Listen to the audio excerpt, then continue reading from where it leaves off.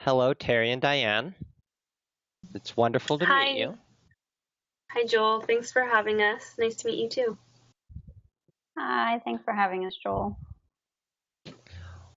Tell me about what brings you in. Oh, I have a lot to say there. Go ahead. You can explain it. Yeah. Yes. So, Diane, she is extremely busy.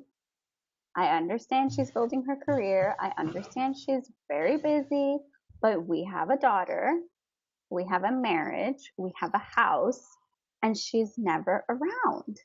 Like, I need her to be there. I need her to be with me, to work on our marriage, to build our marriage, but also to raise our daughter.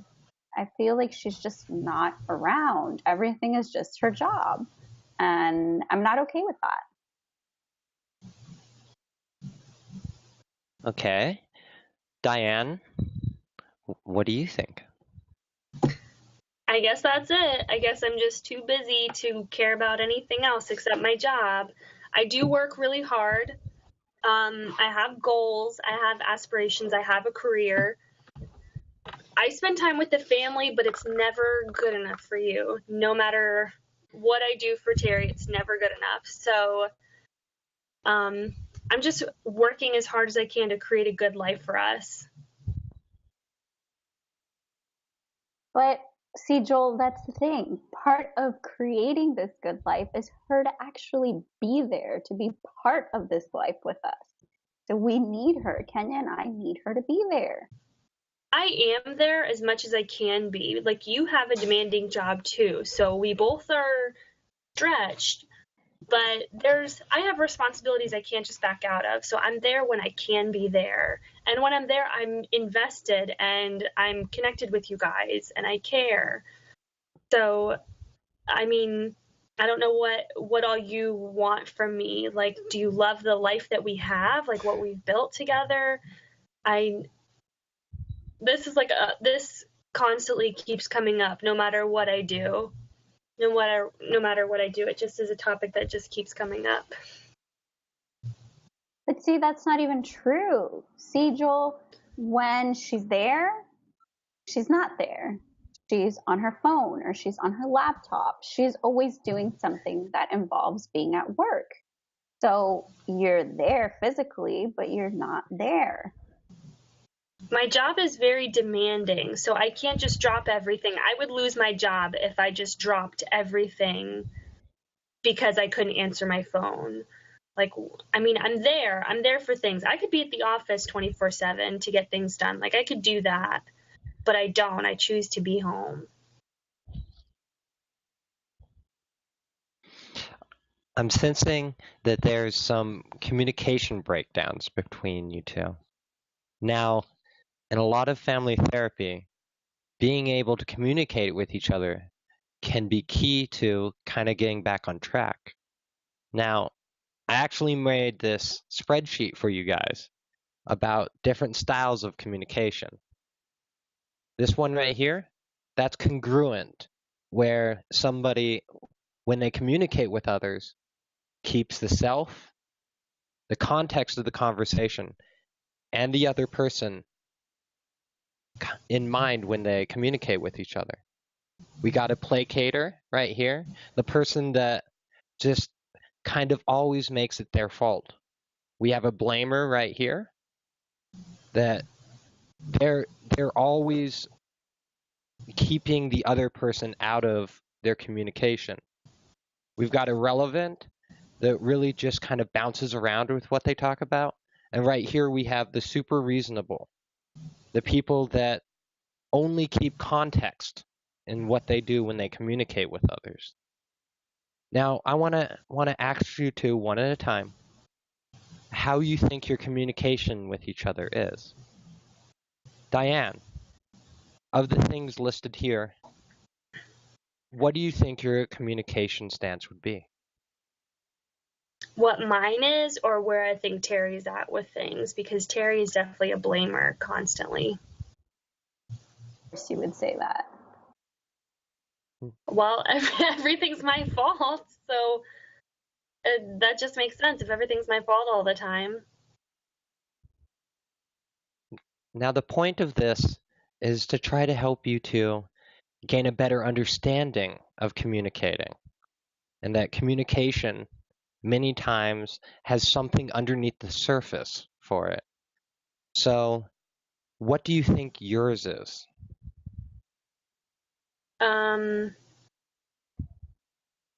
I mean, I think that mine's congruent. I feel like I'm pretty open about what's going on and I listen.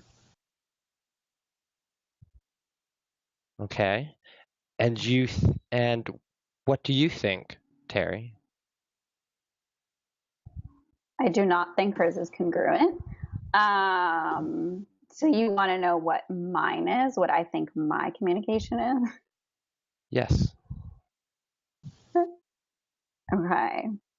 I guess here, unlike Diane, I can be a little honest and say that yes, it is a blamer because I feel that she's just not there and she won't listen to me. So maybe if I blame her, then maybe she'll pay attention to me.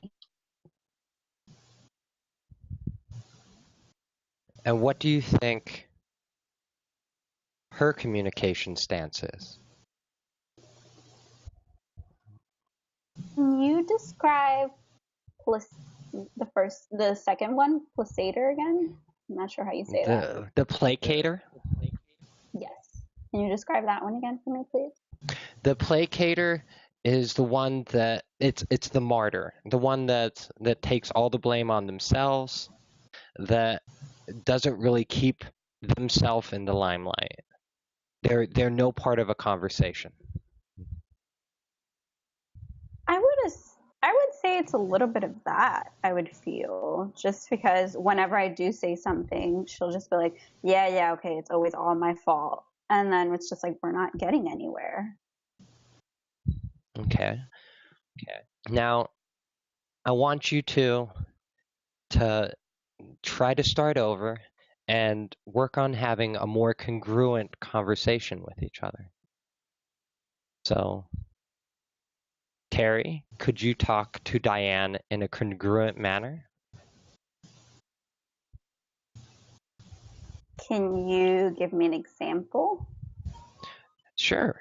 The conversation that you just had earlier about the reasons you were coming in here.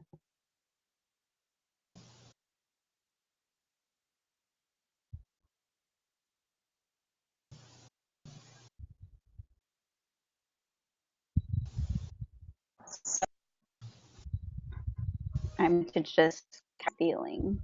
Is that what it is? I'm sorry, I didn't quite hear you. What did you say? So for congruent communication, I'm not blaming anybody. I'm just kind of stating this without being too aggressive or mean. Yes. Communicating, keeping yourself, the other, and the context of the conversation in mind. Okay, so we're definitely here to work on our relationship. And I guess I can say I do feel sometimes that I'm put aside or that I come second to the job. And I feel like that's maybe something I would like to work on. I'm just not 100% sure how to. So that is something that I would like Diane to kind of also just chime in and let's see how we.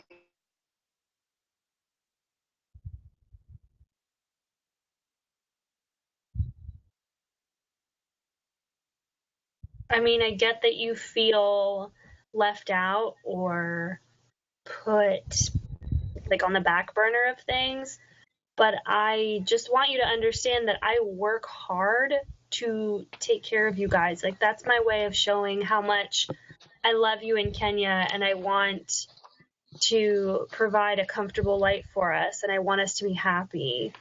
That's my way of showing how much I love you. So when you wanting me you wanting me to scale it back, I don't feel like I'm doing as much as I can, and that makes me feel less than. And I understand that. I understand that your way of showing us love is providing, just trying to give us the best that you possibly can. But Kenya and I also need you to physically be there for us, to emotionally be there for us. So I feel like it should be more of a balance, just so that our relationship can actually work. Because it's not just being financially secure, but we also need to be invested in each other emotionally and just physically. Like, we're just never around each other. It's very rare for us to spend time together. And we will. Like, this isn't going to last forever. My job isn't always going to be this crazy. Like, there's just a lot going on right now. I know I've been working a lot of overtime, but I need to. Like, there's a lot of stuff at work that I can't drop the ball, and it's not going to last forever. It's just for a little bit, and then we will have the time to just be able to be with each other, and things will be a lot more calmer. You just have to hold on for a little bit more. I can't make things move any faster at work right now. But you always say that. There's always something else that comes. How much more time can we actually give you to be there for us? Now hold on, Terry. When you heard that, I want you to tell me, what did you hear and see? Okay. I did see just how genuine she was and what she was saying, just how much she kind of felt for that. So yes, I see that she wants to change that. Her emotions are there, her everything is there, but it's just hard for me to trust that it's going to happen, whether she's genuine right now or not. And what do you think the meaning of what was said? Tell me about the meaning for you. I mean, it definitely shows that she loves us. She does. She cares about us, and she wants to make it work. So I mean, that's what I'm interpreting from what she's saying, that she just wants to make it better, and she does love us. We are a priority to her. It's just, it's hard. Actions speak louder than words. I'm sorry about the noise earlier. My therapy office is kind of loud sometimes. But what are the feelings with what was said? My feelings? Yeah. If I'm to be completely honest, my feeling when I heard that was a bit of anger. Okay. And what defenses do you think you used when that happened? I guess just not really, or maybe just kind of tearing down her statements and her compromises, and just, I don't know. I don't fully believe it. Okay. Tell me about rules you have that you use for the relationship, for the comments, for the communication between you two.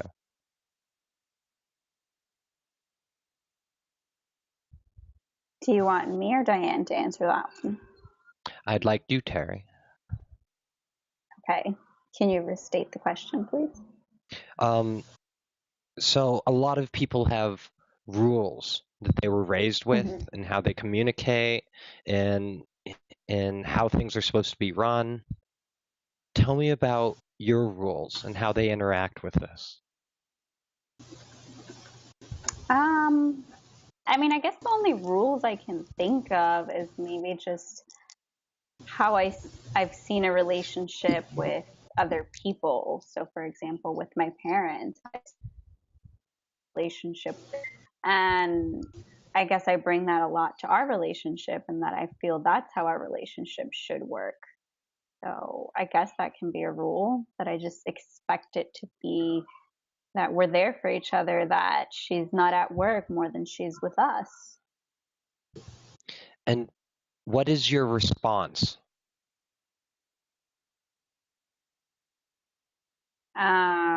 Usually frustration, anger. So I try to call her out on it just so that she could see where we're coming from and just how exactly I'm feeling. So I try to call her out as much as I can.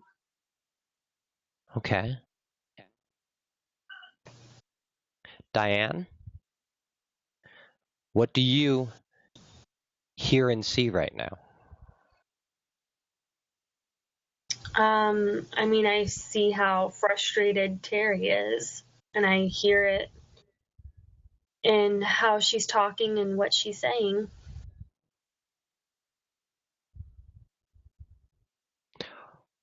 What do you think the meaning of what she says is? She just wants me around more, around the house, around Kenya.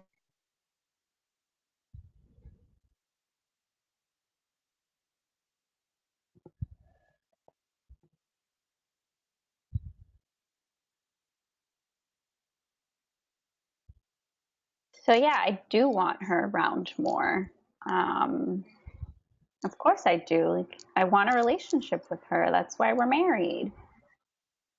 So I feel like it's about kind of being together and doing things together and being able to go on dates with each other and not being stuck to our phone 24/7. So I don't know. It's just, I feel like sometimes she just doesn't get that. And I feel like that's a normal relationship. Why doesn't she want a normal relationship with us? Okay. Would you tell Diane that? Diane, I want more date nights. I want to be a normal couple. And for me, normal means the date nights, means being romantic with each other, means having time, making time for each other. I get that. I don't think that's unreasonable at all.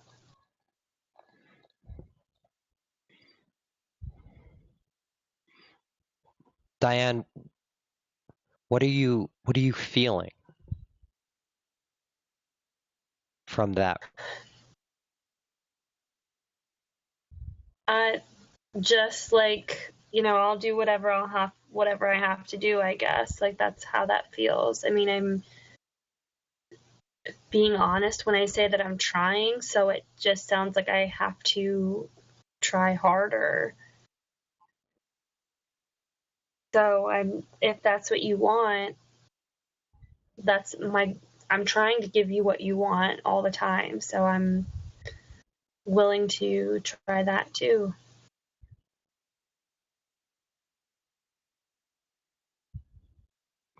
And Terry?